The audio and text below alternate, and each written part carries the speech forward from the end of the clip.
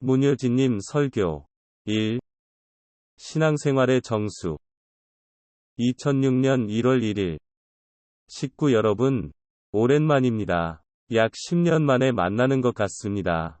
오래된 식구 몇 분들을 빼고는 얼굴을 잘 기억하지 못하겠습니다. 여러분들의 얼굴을 보니 나이가 들면서 얼굴도 변한 것 같습니다. 여러분 중에 몇몇을 빼고는 잘 기억하지 못하겠습니다. 이 시간에 제 심정으로부터 우러나는 내용을 여러분들과 나누고 싶습니다. 최근에 세상을 떠난 신길에게 내 각오와 다짐을 바치고 싶습니다. 나는 신길이 좋은 곳으로 갈 것을 알고 있습니다. 연계에서 홍진 삼촌이 잘 보살펴 줄 것으로 알고 있습니다. 그래서 그것에 대한 걱정은 제 마음에 없습니다. 그리고 그를 잘 보내줘야 하지 않겠습니까? 신길은 우리 모두가 언젠가는 가야 할 곳에 먼저 간 것입니다. 신앙생활을 한다는 것은 어떻게 하면 잘 죽을 것인가 하는 것을 배우는 데 있는 것 같습니다. 우리 모두는 언젠가 죽음의 길을 갈 것입니다. 진정한 인생의 가치가 무엇입니까? 삶을 통해서 어떻게 잘 죽는지를 이해하는 것입니다. 유감스럽게도 어떤 사람들은 자녀들을 먼저 연계에 보내기도 합니다. 그런데 지금 내가 그런 부모 중의 한 사람이 됐습니다. 그러나 연계에 간다는 것은 인생이 가야 할 궁극적인 길이기에 나는 조금이나마 위안을 받습니다. 우리가 지상에 살고 있는 동안에 기억해야 할 가장 위대한 교훈은 어떻게 잘 죽느냐 하는 것입니다. 그런 시각으로 이 시간에 여러분과 나누고 싶은 것이 있습니다. 지난 12월 29일 한국으로 떠나기 위해 아침 일찍 일어나서 샤워를 하고 짐을 싸고 있었습니다. 그때 제 아들의 사고 소식을 들었습니다. 그날 아침 9시에 JFK 공항으로 떠나려고 하고 있었습니다. 이른 아침부터 나에게 전화를 하는 사람은 거의 없습니다. 하지만 그날은 아침 일찍 전화가 와서 받아보니 누나였습니다. 소식을 들었냐? 고해서 무슨 소식이냐? 고 물어보니 신길이 차 사고가 난 것 같다. 고 했습니다. 뭐라고 말했어? 무슨 말이야? 하고 다시 물어봤습니다. 그 순간에 나는 도무지 무슨 일인지 이해하지 못했습니다. 전혀 예기치 못했던 뜻밖의 소식이었습니다. 일주일 전에 신길을 만났던 나였기에 더 이해하기 힘들었습니다. 그동안 여러 번 바뀐 전화번호를 드디어 알아내어 아주 오랜만에 만났습니다.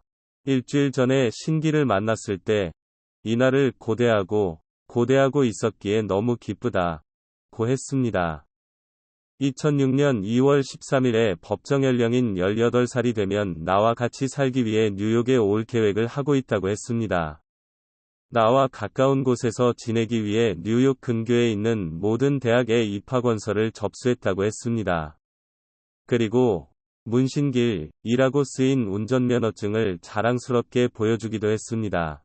신길이가 너무 대견스러워 보였습니다. 그렇기 때문에 누나로부터 사고 소식을 들었을 때 짐작을 못한 것입니다.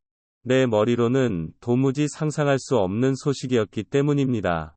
다른 아이들의 핸드폰 전화번호를 모두 다 알아내어 전화를 했는데 아무도 받지 않았습니다. 그래서 여기저기 전화를 하여 인진이 인터넷에서 17살짜리 아이가 12월 28일 새벽 4시에 차 사고가 난 기사를 찾았습니다. 그 지역에 있는 경찰서에 전화를 하여 신길이란 것을 확인했습니다. 장례식장과 아버지로서 알아야 할 것들에 대해 알아내기 위해 할 수 있는 것은 다 했지만 알아낼 수 없었습니다. 그래서 변호사를 통해서 기본적인 정보만 얻을 수 있었습니다. 그리고 아직 남은 것이 더 많이 있습니다.